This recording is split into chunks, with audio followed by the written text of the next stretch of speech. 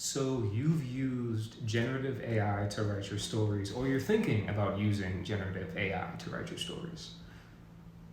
Okay, cool. Let's sit down. Let's chat. Let's have a conversation. Before we get into it, for those of you who are seeing me for the first time, welcome. My name is Jahid, aka the Barefoot Wordsmith.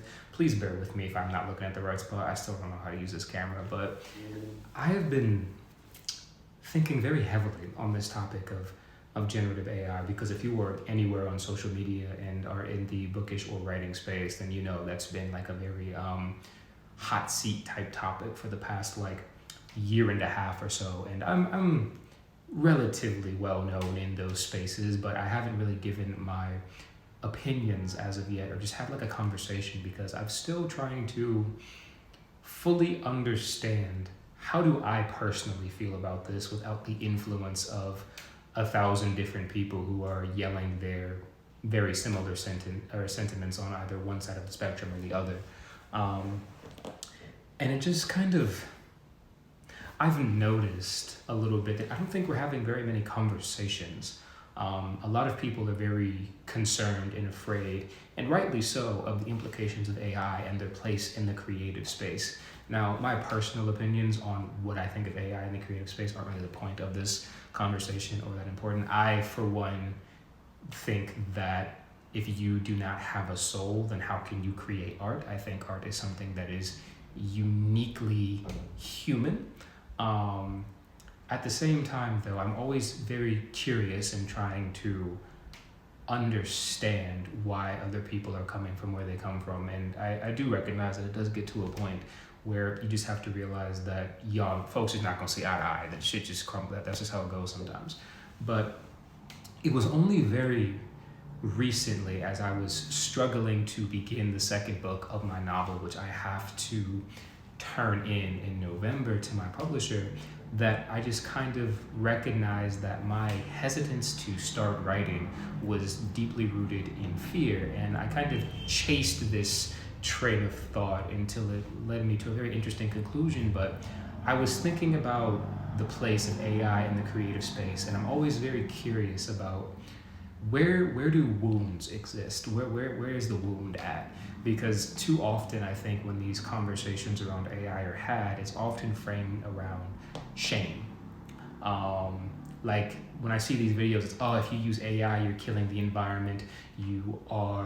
You're lazy. You're not a real artist. It's stealing. It's theft. It's all of these things. And the problem with that is when you attack people like that, they immediately get defensive. So there's no room to have any kind of conversation, because the person who's on the receiving end of that immediately shuts down. And I think part of the reason I'm just so kind of tuned into this is because I never really talk about it, because I talk about writing and books and nobody really gives a shit, but I'm vegan. And being vegan, so many of the anti-AI stances sound very similar to me to how some vegans come across, like especially the like raw vegan elitists, when they're trying to convince people to stop eating meat, right? And one thing that I've just kind of learned is, for the most part, because don't get me wrong, I lived in America for a long time. I don't anymore, but there's a lot of ignorant ass people there. But generally, people are not ignorant, they're indifferent. And you cannot use emotional arguments to sway someone who simply does not care. But all that is to just kind of say, I got to a point where I wondered, if someone says, I need to use generative AI to write my story, I need to use ChatGPT or Gemini or whatever other software exists, it makes me curious. Why don't you trust yourself? I'm gonna say that again, pause with this, do what you have to do, but why do you not trust yourself? Because if you are delegating the very real and necessary task of creating a world, of fleshing out characters, of coming up with story beats or what may have you, the process that goes into kind of writing a book, and you are kind of offloading these things to a machine, something that is not a thinking, feeling, breathing being, well, it just makes me curious. Why don't you think you can do it? You know what I mean? Like, who told you that you were unworthy? Who convinced you that you were not enough? It's just very interesting to me, because being a writer and having been surrounded by writers for the past most of my life actually, but recently the past decade or so, writers can be some of the most confident and insecure people I have ever met. And like we swing back and forth between this wild pendulum of feeling good enough and feeling completely undeserving of all the things and all the places that our words can take us. Like, this is going to be a whole other separate topic, but just for me, like, I can get 10 good reviews, but I will like obsess over one bad review or one 3-star review or anything that's kind of like critical. So I just think it's interesting that a lot of times I think that perfectionism from writers, and I'm speaking as a recovering perfectionist myself, we feel this intense amount of pressure to make our stories ridiculously good as a way to like compensate for the fact that we are the person making them. Like, this has to be the best thing that's ever existed because my name is on it, you know what I mean? And I really don't know where that insecurity comes from and why it seems to be such a universal theme, but this idea of writers not trusting themselves is something that just came to me at like 1 a.m. and it planted its roots in me and has been kind of growing and festering, and I've been thinking about it a lot. And I'm like, no, I really think that might be the case. And using myself as kind of a case study, back when ChatGPT was like new to me, which was kind of like mid 2023, and I had first heard about it, and I was like, ooh, new shiny thing, I want to go tinker with it and play with it. I'm gonna keep it a buck with y'all. I'm not gonna lie and say I never used it, because that would be untruthful, right? And we can learn lessons from mistakes, right? So I used it, and description has always been the bane of my existence, right? Because I have never really been able to write something that I'm not directly looking at or that I have a frame of reference for. And that's really inconvenient because I write fantasy, and fantasy is by and large, you're making a lot of shit up. And that was really tough because it was like, okay, I know what this thing should have, but I have no idea what it looks like. And I don't have anything rooted in the real world to serve as a frame of reference. So I'm like throwing mud at a wall, trying to see what sticks, and nothing was working. And I kind of was like tinkering with ChatGPT and getting it to come up with descriptions, and it was helpful, but at one point I got to a place where I was like, I don't like this. This feels wrong. I feel like I'm cheating. And I didn't know why I was struggling so much, because one of my favorite series all time is the Lock Tomb series by Tamsin Muir. And Tamsin has such beautiful, detailed, gorgeous prose, and I just was like, I want to write like that, and I can't. And the mistake that I didn't realize at the time is I was not honoring the way that my stories naturally come to me. I don't see my stories, I hear them and I feel them. So my goal for my reader is, I'm not trying to use exhaustive detail to paint a picture. My goal is to evoke an emotion. And because the goal is not to get you to see what I see, but to feel what I feel, that for me requires significantly less emphasis on what the room or the place or the thing looks like. Because if my goal is for my reader to be ultimately moved, to me that happens through characters, their interactions, their revelations, their growth. Nobody gives a shit what the room looks like. Nobody cares what the interior of this car is, or like, I don't need to spend half a paragraph describing the inside of a bus. Nobody cares about that. What they care about is the moments these two characters who have had beef the whole series finally reconcile and say, I love you for the first time or something. That's where my stories live. And once I recognize that, I stop trying to focus on painting these beautiful, eloquent pictures and being able to describe a room so effectively that you could just see it after reading a paragraph. It's like, no, that's not where my gift is. That's not where stories come to me. And as you can see, I write all my stuff by hand. Now, like you see the lines right here, right? It's dialogue. My first drafts are dialogue because that's how the stories come to me. And once, and I didn't know this at the time, but once I hear a thing, once I know what the people are saying, once I know what the conversation is, what the emotion is, I can, this is gonna sound like some fuckity shit, but just bear with me.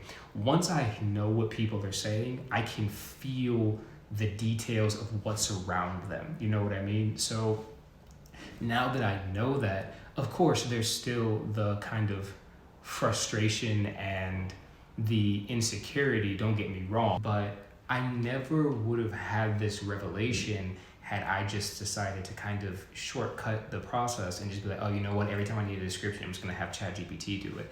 Like, no, my scenes and my stories are much more, granted, I still have a tendency to kind of overwrite occasionally when I am playing with description, just because I still forget that just because I can't see something doesn't mean my readers can't. I might have readers who I could give them one throwaway line and they're able to just picture the rest. And I think that's part of the fun to me, is being able to picture the setting for yourself and kind of come up with your own idea of what the thing, what the people, well, maybe not the people, I'm very particular about what my characters look like, but what the places, what the setting looks like, what it feels like.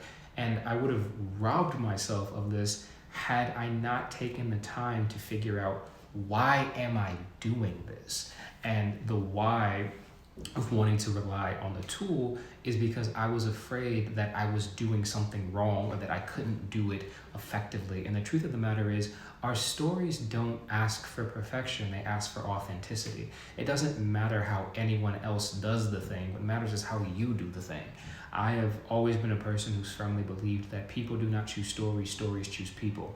And if our stories wanted a different, more realized versions of ourselves, they would have chosen them. And I think sometimes this creates like this inherent contradiction, because a lot of authors, I don't want to speak for whoever's watching this, but a lot of authors and writers, we don't think we're good enough to write the stories that we've been called to write. And I think a lot of us aren't afraid that our stories are going to be bad. I think we're afraid because we know they're going to be good and we can't do them justice. That's where that fear lives. But the reality is that story came to us when we were 9, 10, 11, 12, 15, 19, 35, 40, whatever. It came to us when we were the exact versions of ourselves we needed to be to do it justice. And I'll repeat this, if it wanted a more skilled, more mature, and more seasoned version of us, it would have come to that version of us. But because it didn't, that means who we are as we are right now is enough to do the story justice. And I think too many of us just simply don't believe that, which begs the question, well, how can I believe that? How can I learn to trust myself? How can I have faith that my words mean something and that they matter? And the truth is practice. You practice. There is no shortcut, no like, some magical shit that you can sniff, snort, or drink that will make that insecurity go away. You just have to kind of sit and listen to it, because when you are feeling something like that, that's information, right? The need to outsource is showing you where the wound is. If you're an author who has this over-reliance on AI, that in and of itself is information. That's like a check light going off, like, hey, there's this part of me that's hurting, there's this part of me that isn't enough, there's this part of me that needs attention. And when you get that kind of feeling, don't get me wrong, it's very uncomfortable, but you have to sit with it, you have to listen to it, you have to learn to lean into it, so you can figure out, what is this wound? What is the reason that I do not trust myself? Is it because I don't think I'm qualified to tell this story? Is it because I don't think my prose or my words are decent? I feel like I can't string together a sentence. Is it because I just have some trauma surrounding the idea of worthiness and it's really hard for me to believe that I myself am enough? It's a conversation that's worth having. And I know there's also been a lot of discourse and discussion around people who have different learning disabilities and neurodivergence, and AI kind of being a way to bridge the gap there. And I don't think I'm the best person who's the most qualified to kind of chip in there. I myself have ADHD, which can be wildly inconvenient, but also at the same time, it makes my creative process deeply unique to who I am. But I do think for every potential, I think, obstruction, there is someone who has learned how to do the thing in spite of whatever it is that's plaguing them. So someone who may be dyslexic or have a specific learning disability or a mental disability, there's someone somewhere who has been like, yes, I struggle with this, but this is how I was able to do the thing anyway. So I do think it's definitely worth checking those people out and doing some research to see, can you find someone who has been in, if not your exact position, a similar position, and see how you can learn from them. Because like I said, this whole thing is a conversation. I don't think the shaming people is effective. I do think it is very important to be cognizant of the real world effects that AI can have. And at the end of the day, I do recognize that no one is waking up like, damn, I wonder what Jahid has to think about me using AI in my writing. at the end of the day, AI will probably advance to the point where if you decide to use it, the rest of the world realistically wouldn't be able to tell. I mean, and again, if you're not like, I don't mean to sound like a dick, but if you're not an idiot, it is probably realistic, or not realistic, probably easy to get away with using it, but you are the person who has to live with that, who has to sit with that, who has to look at yourself in the mirror every day and really acknowledge that if people fall in love with your world, with your stories, and you did not write like 80% of it, do they really love you, or do they love this illusion of you? That's not something anyone else can sit with besides you, but I do think it is worth interrogating where this fear, where this hurt lives, and doing the internal work to heal from it, work through it, and learn from it, so that way you can not only show up to your page as a more honest and authentic version of yourself, but help others do the same. So that's just been kind of my, I was gonna say me tossing my hat in the ring, but that turn of phrase feels wrong for some reason. Well, this has been me giving my 2 cents kind of around AI in the space, just filtered through this idea of having an honest conversation. Hopefully this gives some insight. I'm always down for a deeper discussion and for a conversation. So if this resonated, please let me know. This is Jahid, aka the Barefoot Wordsmith, signing out.